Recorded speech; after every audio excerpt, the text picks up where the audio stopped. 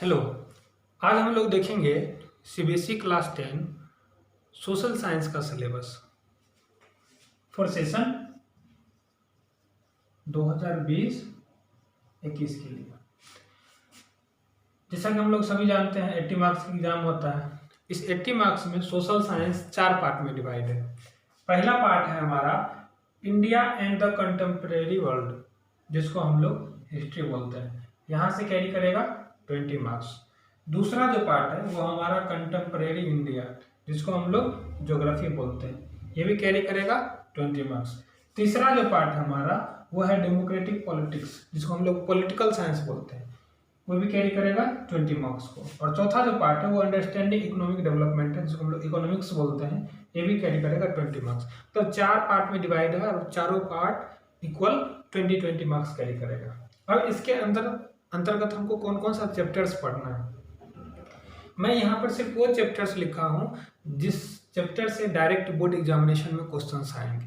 कुछ ऐसे भी चैप्टर्स हैं इस पार्ट में जिनसे डायरेक्ट क्वेश्चन जिनसे क्वेश्चन जो है वो बोर्ड एग्जामिनेशन में नहीं आएंगे। वो पीरियोडिक टेस्ट में आ सकता है या फिर प्रोजेक्ट वर्क में आ सकता है, तो उसको मैंने हटा दिया है। तो चलिए सबसे पहले हम लोग बात करते हैं हिस्ट्री की। हिस्ट्री में हमें सबसे पहला जो चैप्टर पढ़ना है वो पढ़ना हमको the rise of nationalism in Europe, the rise of nationalism in Europe. दूसरा चैप्टर पढ़ना है वो पढ़ना है नेशनलिज्म इन इंडिया। तीसरा चैप्टर पढ़ना है वो है the making of a global world, ये और में आपको पढ़ना है द एज ऑफ इंडस्ट्रियलाइजेशन। ये और लिखे हैं इसीलिए कि ये 2 चैप्टर है, तो आप आइदर ये और ये पढ़ सकते हैं, दोनों में से कोई एक पढ़ेंगे चलेगा। एग्जामिनेशन में भी क्वेश्चंस जो रहेंगे वो और में रहेंगे। ओके। और चौथा चैप्टर पढ़ना है हिस्ट्री में, वो है हमारा print culture and the modern world. ये 4 चैप्टर आपको पढ़ने हैं हिस्ट्री में। क्लियर?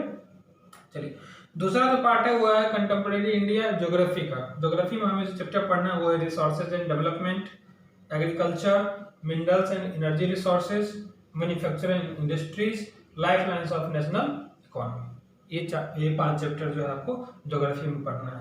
4 चैप्टर हो गया हिस्ट्री में और 5 चैप्टर ज्योग्राफी। ओके। चलिए आगे हम लोग आते हैं डेमोक्रेटिक पॉलिटिक्स में। कहने का मतलब कि पॉलिटिकल साइंस में। तो ये पॉलिटिकल साइंस में जो है हमें जो चैप्टर्स पढ़ना है वो हमारा power sharing, federalism, gender, religion and caste, political parties and outcomes of democracy. जैसे कि इसके नीचे एक चैप्टर था चैलेंज टू डेमोक्रेसी, इसके ऊपर था डेमोक्रेसी एंड डाइवर्सिटी। ये दोनों चैप्टर्स जो है वो एग्जामिनेशन में से क्वेश्चंस नहीं आएंगे। ओके। पीरियोडिक टेस्ट में क्वेश्चंस आ सकते हैं उससे। क्लियर है? चलिए हमारा 4th पार्ट है अंडरस्टैंडिंग इकोनॉमिक डेवलपमेंट, इकोनॉमिक्स, जो 20 मार्क्स कैरी करेगा। इसके अंतर्गत हमको चैप्टर पढ़ना है development, sector of the Indian economy, money and credit, globalisation and the Indian economy. ये चैप्टर्स आपको पढ़ने हैं। इसके नीचे एक चैप्टर था कंज्यूमर राइट्स, उससे क्वेश्चंस जो है अब नहीं पूछे जाते हैं, वो प्रोजेक्ट वर्क में या फिर पीरियोडिक टेस्ट में उससे क्वेश्चन पूछे जाते हैं। क्लियर है? तो ये है हमारा सिलेबस है, इसको आप एक बार लिख लीजिए। यही सब चैप्टर्स पढ़ना है हमें। उसके बाद मैं आपको अब बताऊंगा कि क्वेश्चन पैटर्न कैसा होगा। क्वेश्चन पैटर्न मतलब कि क्वेश्चन किस प्रकार के रहेंगे, कौन सा क्वेश्चन कितना मार्क्स का रहेगा, कितने वर्ड में लिखना है, वो मैं आपको भी समझाता हूँ। इसको लिख लीजिए।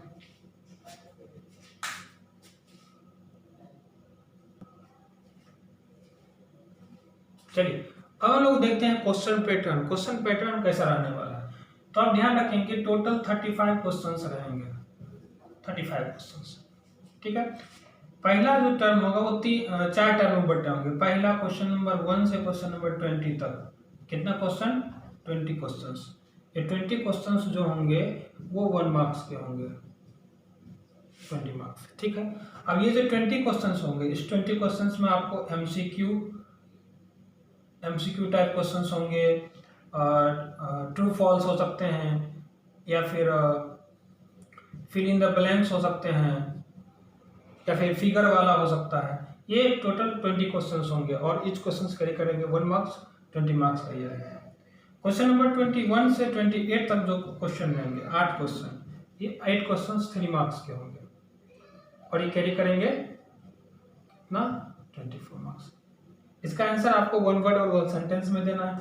इसका आंसर आपको 30 to 40 वर्ड्स में लिखना है। ध्यान दीजिएगा कि जो एसएसटी में सोशल साइंस में जो आपको हमेशा आंसर लिखना है वो आंसर हमेशा आपको पॉइंट में लिखना है। हमेशा प्रयास करेंगे कि कम से कम जितना मार्क्स का क्वेश्चन है उतना पॉइंट लिखें या उससे एक पॉइंट ज़्यादा लिखें। सपोज दैट यदि क्वेश्चन नंबर 21 से 28 का है, 3 मार्क का क्वेश्चन है, तो जो भी क्वेश्चन है उसका आंसर आप क्या करेंगे 4 पॉइंट में लिखेंगे, या 4 पॉइंट नहीं हो पाए तो मिनिमम 3 पॉइंट आप लिखेंगे। ठीक है। क्वेश्चन नंबर 29 से 34 ये 6 क्वेश्चन होंगे, 5 मार्क्स के होंगे। 5 मार्क्स के क्वेश्चन होंगे तो आंसर आपको क्या करना है 5 पॉइंट में लिखना है मिनिमम, नहीं तो 6 पॉइंट में। ये हो जाएगा 30। अब क्वेश्चन नंबर 35 जो है 35A और 35B होगा। दोनों ये क्वेश्चन जो 35 होता है मैप क्वेश्चन है, मैप क्वेश्चन है।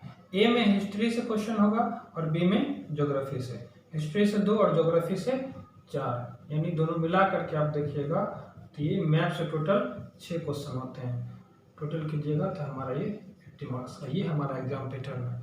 अब ये मैप का क्या सिलेबस है, एक दिन मैं मैप का सिलेबस की चर्चा कर दूंगा कि मैप में क्या क्या आएगा, किस किस टर्म से किस किस चीज़ से मैप का क्वेश्चन आएगा। ठीक है, तो ये हमारा सिलेबस है। इस सिलेबस को ध्यान से आप देखें और उसके बाद हम लोग अब नेक्स्ट क्लास में क्या करेंगे, चैप्टर पढ़ेंगे, चैप्टर को शुरू करेंगे और चैप्टर पढ़ेंगे। ठीक है, आज के लिए इतना ही, धन्यवाद।